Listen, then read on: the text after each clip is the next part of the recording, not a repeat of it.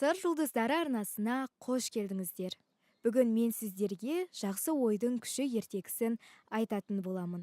Ертеде патшаның екі қызы болыпты. Патша екі қызын да жақсы көріпті. Қыздары не қаласа, соны беріп, бетінен қақпай өсіреді. Бірақ өсе келе қыздарының мінезі өзгере бастапты.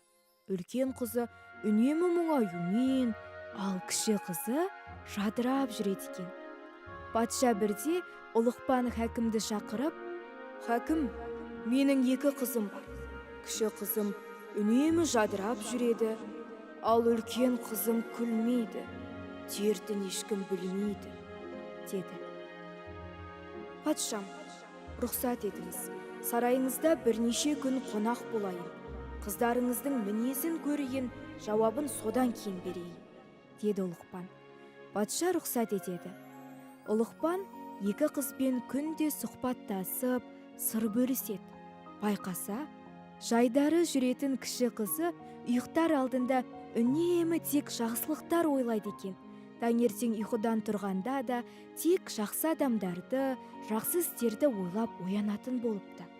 Ал үлкен қызы күні бойы көрген қиыншылықтары мен жамандықтарды еске түсіріп ұйықтайды екен. Таңертең де төсектен тұрғанда кешегі көрген жағымсыз оқиғаларды есіне түсіретін болыпты. Ұлықпан патшаға келіп: «Патшам, өмір айна сияқты. Адам айнадан өзін қалай көргісі келсе, айна оны солай көрсетеді. Өмірдің жақсы жақтарын ойласақ, өмір бізге әдемі көрінеді. Сіздің үлкен қызыңыз өмірінің тек жаман жақтарын ойлап жүреді. Сондықтан оның ойында жамандық билеп, ашу ызаға тез бой алдырады. Қабағы ашылмайды.